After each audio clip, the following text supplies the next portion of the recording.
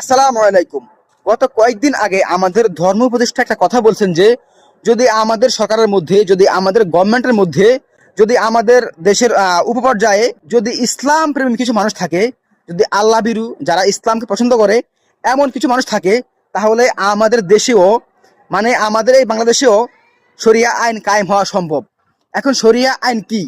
শরিয়া আইনের কথা শুনলে কিছু ব্যক্তি আছে, এরা সব সময় শরিয়া আইনের বিরোধিতা করে।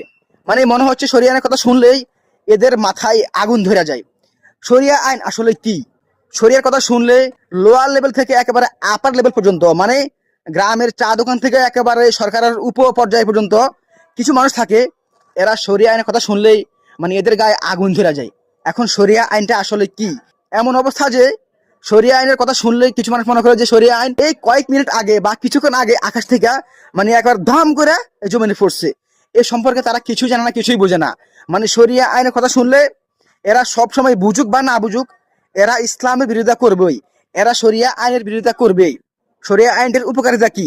শরিয়া আইনের কথা শুনলে কেন এদের শরীরে এমন প্রকার বিষক্রিয়া সৃষ্টি হয় যে বিষক্রিয়া এদেরকে রাতে আরামে ঘুমাতে দেয় না? শরিয়া আইন এদের কি ক্ষতি করছে? এরা শরিয়া আইনের কথা শুনলেই মানে এরা এমন চরম পর্যায়ে এরা পৌঁছায় যে এরা এমন কোনো শব্দ বাকি রাখে না যে এরা শরিয়া আইনের বিরুদ্ধে এরা ব্যবহার করে না। এই বিষয়ে একটা কমন স্টোরি আছে, একটা কমন গল্প আছে। একবার এক দেশে কিছু গবেষক, কিছু বুদ্ধিজীবী আর কিছু জ্যোতিষী মিলে তারা গবেষণা করতে করতে তারা গিয়ে হাজির হলো সেই দেশের রাজ দরবারে। সেখানে গিয়ে রাজাকে বলল, মহারাজ, আমরা তো এমন কিছু একটা গবেষণা করে দেখছি যে সামনে তো ভয়ঙ্কর একটা বিপদ আসতেছে। তখন সেই রাজা বলল, কি বিপদ? তখন সেই গবেষকরা উত্তর দিল যে আমরা দেখছি গবেষণা করে কয়েকদিনের মধ্যে আমাদের এই রাজ্যে বৃষ্টি হতে যাচ্ছে। সেই বৃষ্টির সাথে তুফান, ঝড়, এমন একটা প্লাবন আসতেছে, এমন একটা বন্যা আসতেছে, সেই বন্যার সাথে এমন কিছু পানি আসতেছে যে পানিগুলো যে খাবে সে পাগল হয়ে যাবে। মানে একটা ভয়ঙ্কর বিপদ। তখন সে রাজা বলল, হায় হায়, বলো কি?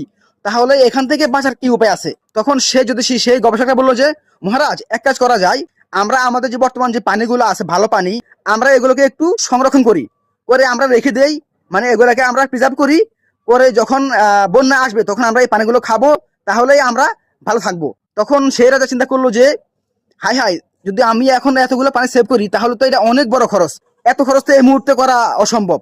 তখন সেই রাজদরবারের কিছু মন্ত্রী, কিছু এমপি একটা ডিসিশন দিল যে মহারাজ, তাহলে অ্যাটলিস্ট আমরা কিছু পরিমাণ পানি আমরা সেভ করি, যাতে করে আমাদের এই মন্ত্রণালয়ে যারা আছে, এমপি মন্ত্রী বা তাদের যে পরিবার আছে, অ্যাটলিস্ট যাতে এরা থাকে ভালো।